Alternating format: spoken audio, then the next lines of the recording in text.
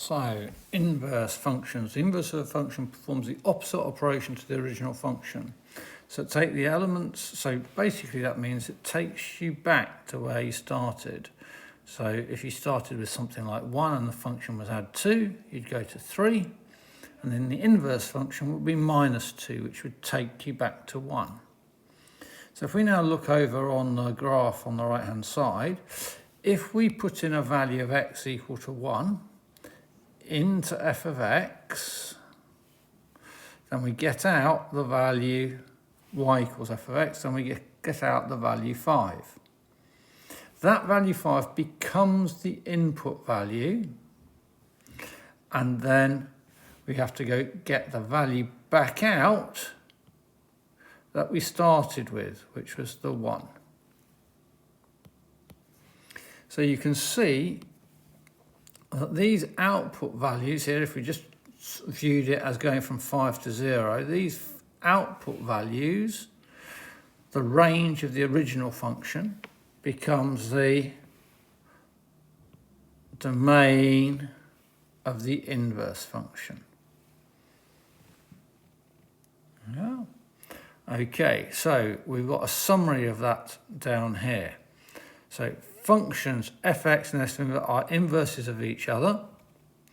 F inverse, f on f inverse is equal to x, and f inverse on f of x is equal to x. So they both take you from x back to where you started. From x back to where you started. The graphs of y equals f of x and f inverse of x are reflections of each other. Now we can see that here. So y equals x is the mirror line, and my inverse function is a reflection of the original function in the line y equals f of x. And you can see why that happens, because 5 is the output becomes 5 as the input. 1 as the output became 1 as the input. So they're going around in this loop that we see here.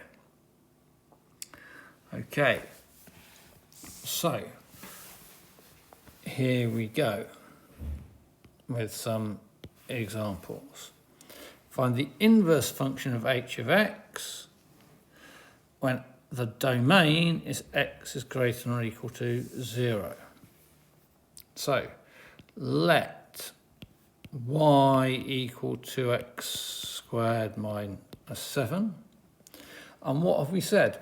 The y values become the x values. The outputs become the inputs.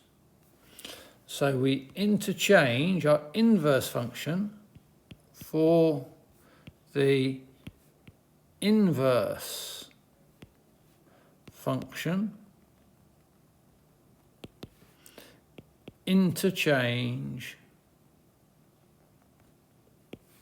x and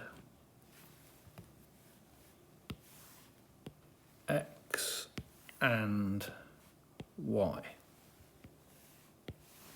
So we get inverse.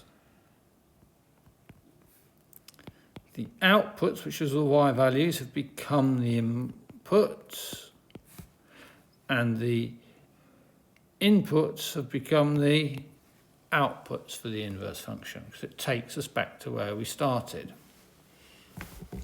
But we don't normally write the functions in that form. We need to make y the subject.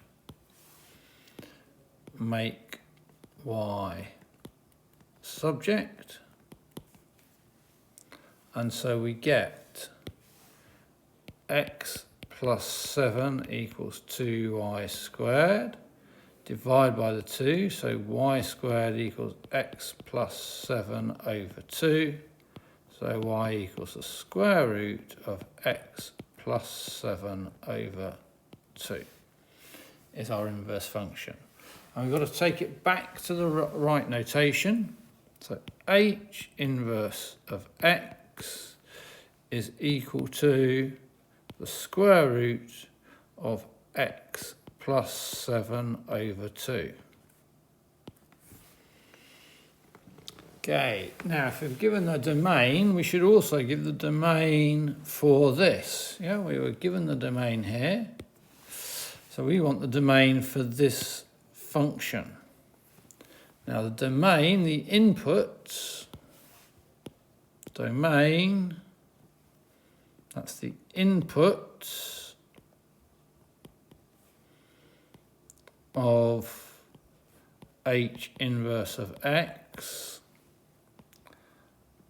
equals the output equals the range or the output of h of x.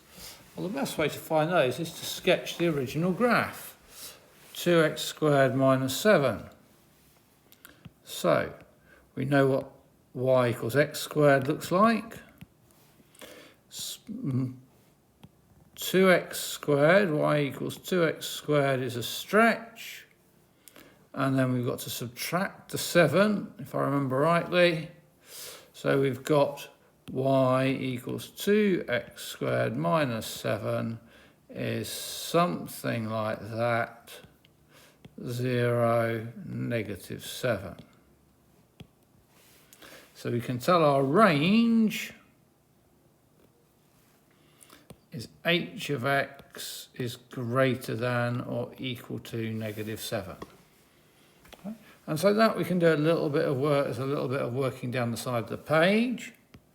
So the domain for our inverse function, domain is x is a member of the set of reals and x is greater than or equal to negative 7 to get our domain.